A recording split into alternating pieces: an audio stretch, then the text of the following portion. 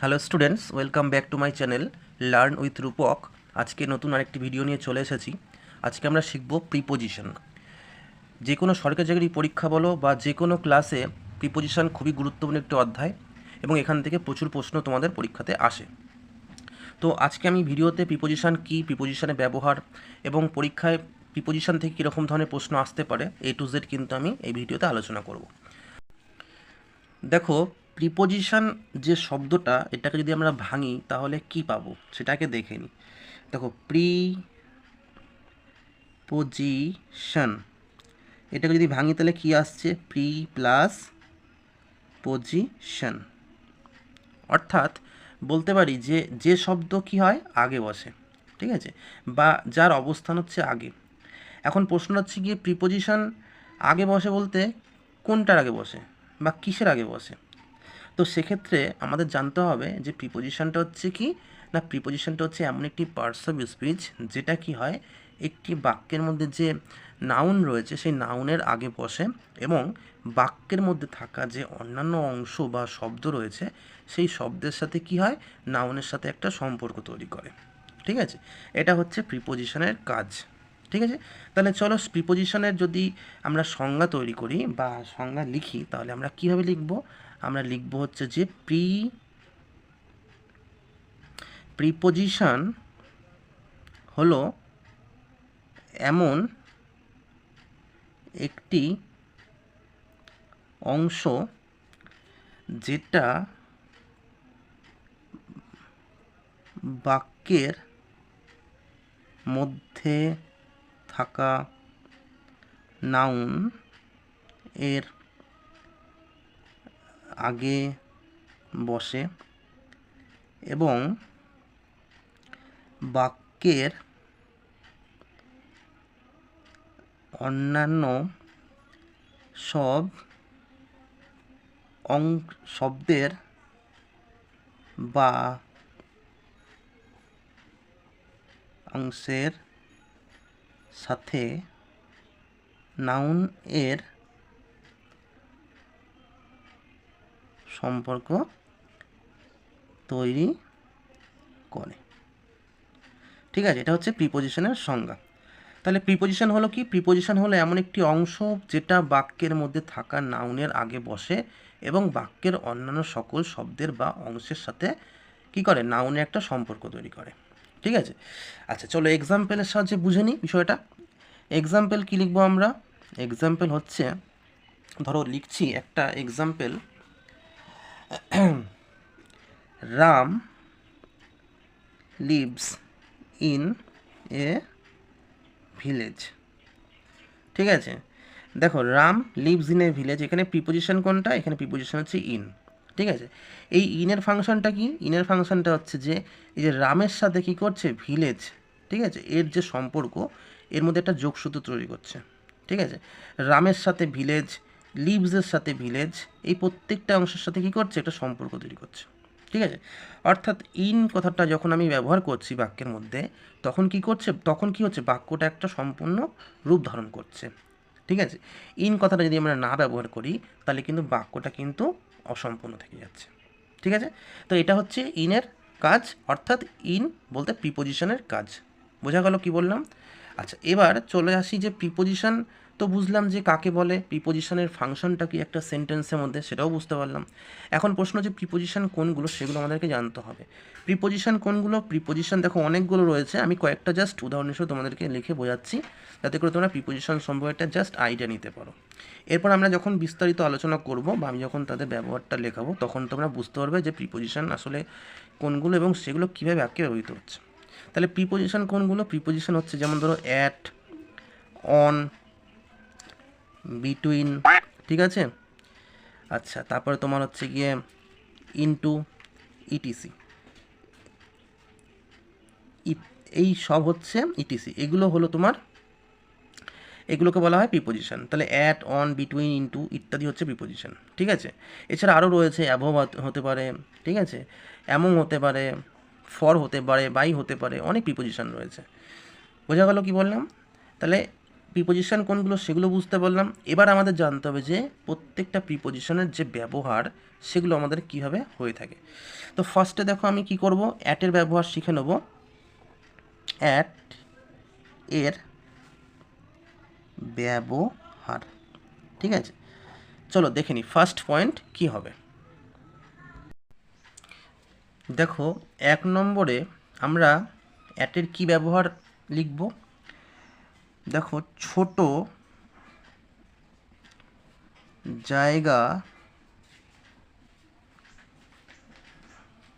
আগে অ্যাট বসে। কি বললাম, ছোট জায়গার আগে অ্যাট বসে। এক্সাম্পল কি লিখব, এক্সাম্পল হচ্ছে যেমন ধরো at Naihati, at Garifa, etc. ঠিক আছে, নৈহাটি গরিফা এগুলো সব হচ্ছে ছোট জায়গা, সুতরাং এগুলোর আগে আমরা অ্যাট বসাবো। বোঝা গেল কি বললাম। নেক্সট হচ্ছে নাম্বার 2। নাম্বার 2 হচ্ছে তোমার দিক বোঝাতে অ্যাট বসে। অর্থাৎ দিক বলতে কি বোঝানো হয় না, ডাইরেকশন। ঠিক আছে, বোঝা গেল কি বললাম, দিক বোঝাতে কি বসে, অ্যাট বসে। এক্সাম্পল কি লিখব, এক্সাম্পল লিখব, ধরো লিখলাম দ্য গার্ল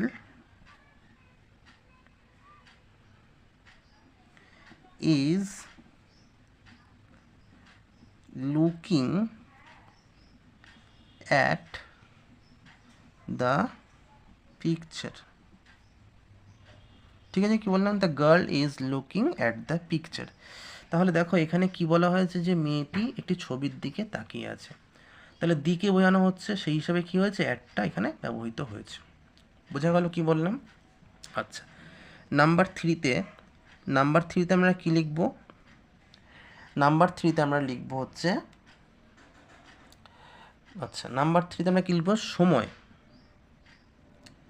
সময় বোঝাতে অ্যাট ব্যবহৃত হয়।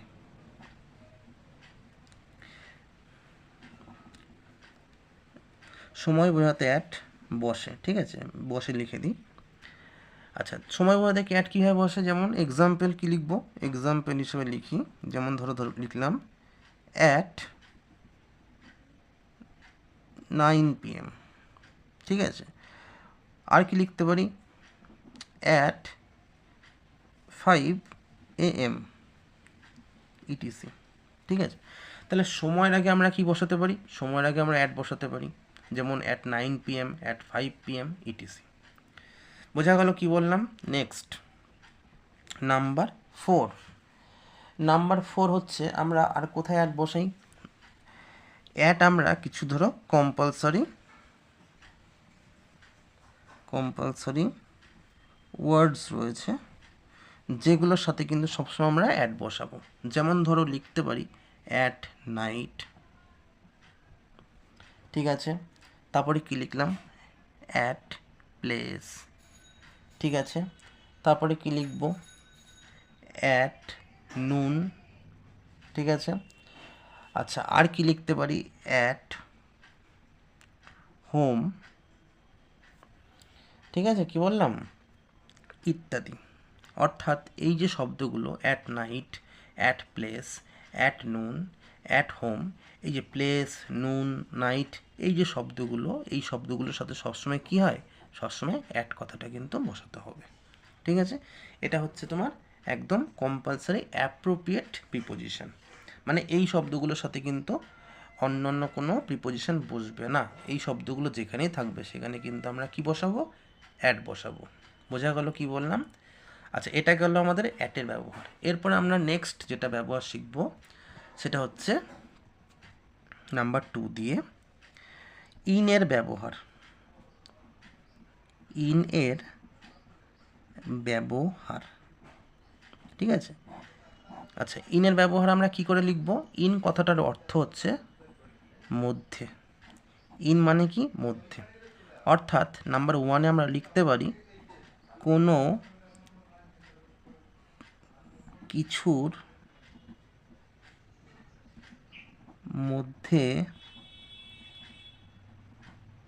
বোঝাতে ইন বসে। ঠিক আছে, কোনো কিছুর মধ্যে বোঝাতে ইন বসে। এক্সাম্পল কি লিখব? এক্সাম্পল হচ্ছে, ধরো লিখলাম the pen is in the bag. ঠিক আছে, the pen is in the bag, অর্থাৎ বলতে পারি পেনটি কোথায় রয়েছে? In the bag. In the bag কথার অর্থটা কি? ইন দ্য ব্যাগ কথার অর্থটা হচ্ছে তোমার ব্যাগের মধ্যে। ঠিক আছে, তাহলে আমরা বলতে পারি যে পেনটা কোথায় রয়েছে? ব্যাগের মধ্যে। অর্থাৎ এখানে যে প্রিপোজিশন ইন রয়েছে সেই ইনের ফাংশনটা কি? এখানে ইনের ফাংশনটা হচ্ছে এটাই, যে এটা মধ্যে বোঝানো হচ্ছে, ব্যাগের মধ্যে, এরকম একটা অর্থ বোঝানোর জন্য এখানে ইনটা ব্যবহৃত হয়েছে। ঠিক আছে, নেক্সট নাম্বার 2। 2 নম্বর আমরা কি লিখতে পারি? 2 নম্বর হচ্ছে শাল এর আগে ইন বসে। ঠিক আছে, কি বললাম? শালের আগে ইন বসে। এক্সাম্পল কি নেব? এক্সাম্পল হচ্ছে ইন 1920, ইন 2025 ইটিসি। ঠিক আছে, অর্থাৎ যখন কোনো সাল দেখব, ঠিক আছে, তার আগে আমরা কি বসাবো? তার আগে আমরা ইন বসাবো। বোঝা গেল কি বললাম? চলো নেক্সট। আচ্ছা, নাম্বার 3। নাম্বার 3তে কি লিখব? বড় জায়গার আগে ইন বসে। ঠিক আছে, আমরা যখন অ্যাটের ব্যবহার শিখেছিলাম তখন আমরা দেখেছিলাম যে ছোট জায়গার আগে অ্যাট বসে, আবার ইনের ব্যবহারের ক্ষেত্রে আমরা দেখছি যে বড় জায়গার আগে ইন বসে। বোঝা গেল? এক্সাম্পল কি লিখব? এক্সাম্পল হচ্ছে ইন আমেরিকা, ইন লন্ডন। ঠিক আছে, ইটিসি। অর্থাৎ লন্ডন, আমেরিকা এগুলো সব হচ্ছে বড় জায়গা বা বড় প্লেস, তাই এইগুলোর আগে সবসময় কী বসবে? এগুলোর সবসময় ইন বসবে। আচ্ছা, নাম্বার 4। নাম্বার 4-এ আমরা কী লিখব? বিষয় বা সাবজেক্ট এর আগে ইন বসে। ঠিক আছে, কি বললাম? বিষয় বা সাবজেক্টের আগে ইন বসে। যেমন ধরো এক্সাম্পল কি লিখব? In history, in Bengali etc. বোঝা গেল কি বললাম? এগুলো হচ্ছে সাবজেক্ট, এগুলোর আগে কী বসবে? ইন বসবে। আচ্ছা, নাম্বার 5। নাম্বার 5 হচ্ছে কি? এছাড়া ধরো আমি বলবো অবস্থান বোঝাতেও ইন বসে। অবস্থান বোঝাতেও ইন বসে। যেমন ধরো এক্সাম্পল কি লিখব?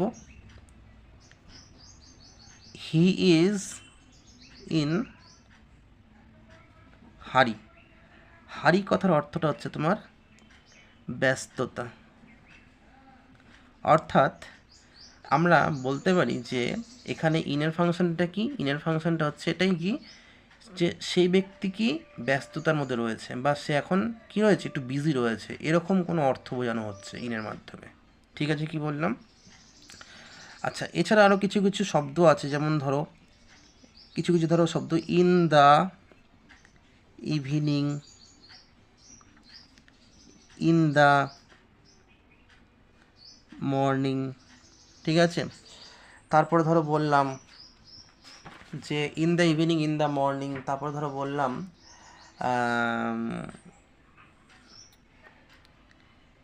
ইন এ প্রবলেম ইত্যাদি। বোঝা গেল কি বললাম? In the evening, in the morning, in a problem, এই সমস্ত শব্দ এইগুলোর আগে কী বসে? এগুলোর আগে সবসময় কিন্তু ইন বসে।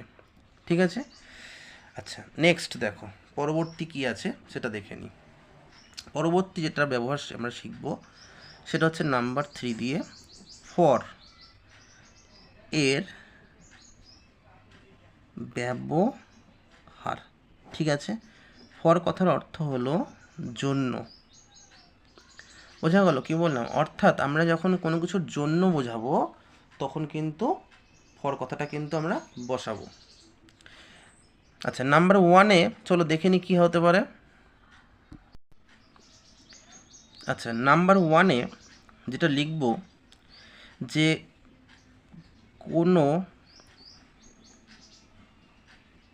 উদ্দেশ্য বা কারণ বোঝাতে ফর বসে। ঠিক আছে, কোনো উদ্দেশ্য বা কারণ বোঝাতে ফর বসে। যেমন ধরো এক্সাম্পল হিসেবে আমরা কী লিখতে পারি, হি ওয়েন্ট ফর ওয়াক। ঠিক আছে, সে গিয়েছিল কেন না হাঁটার জন্য। এখানে দেখো, এখানে যে ফরের যে ফাংশনটা সেটা কি না জন্য বা উদ্দেশ্যকে বোঝানো হচ্ছে। যে সে ব্যক্তি যে গিয়েছিল তার কারণটা কী ছিল, তার যাওয়ার উদ্দেশ্যটা কী ছিল না সে হাঁটতে গিয়েছিল, এরকম অর্থ বোঝানো হচ্ছে। ঠিক আছে, কি বললাম।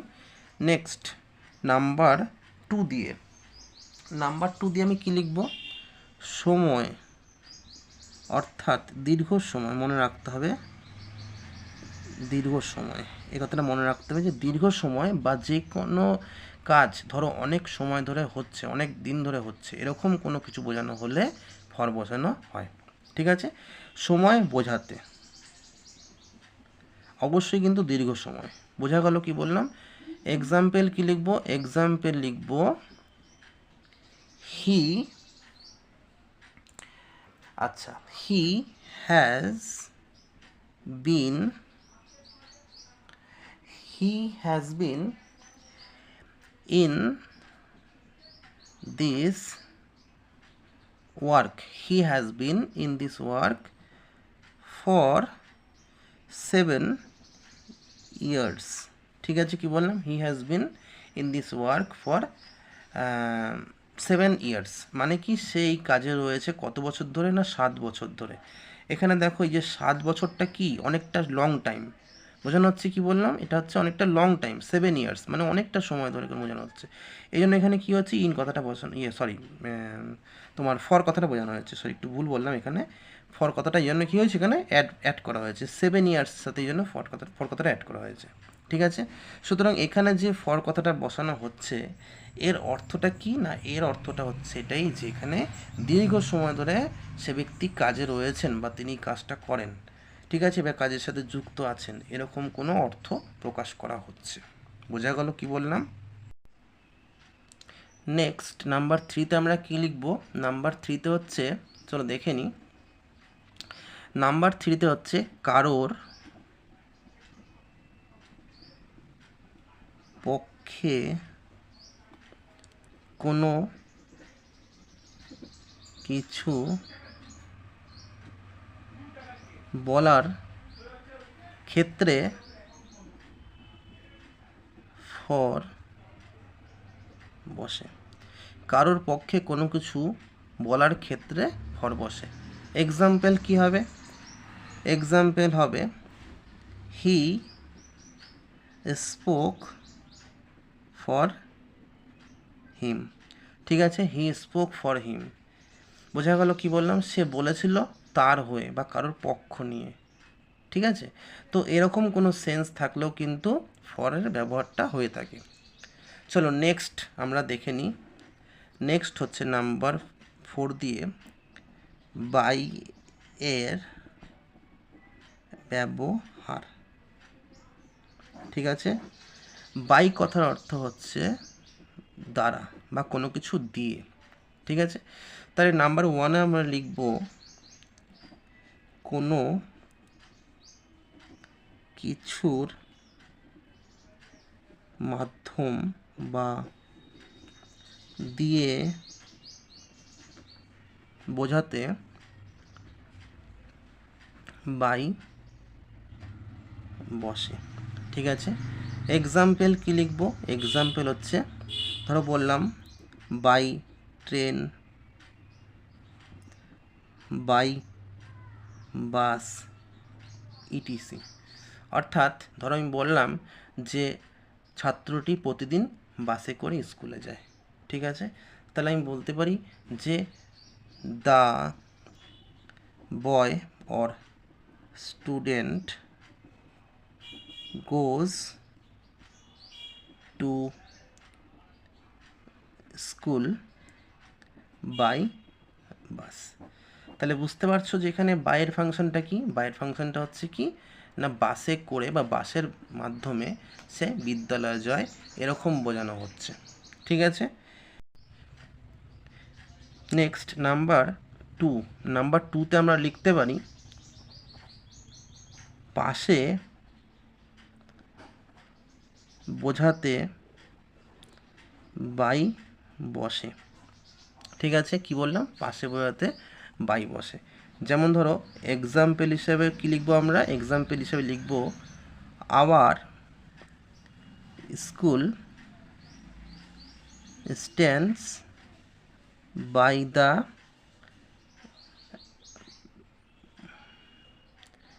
প্লে গ্রাউন্ড, ঠিক আছে? আমাদের স্কুলটি কোথায় রয়েছে? না, আমাদের স্কুলটি রয়েছে একটি খেলার মাঠের পাশে, ঠিক আছে? আচ্ছা, নেক্সট হচ্ছে নাম্বার 3তে বাই আর কোন কোন জায়গায় বসে? বাই হচ্ছে সময় বোঝাতে, ঠিক আছে?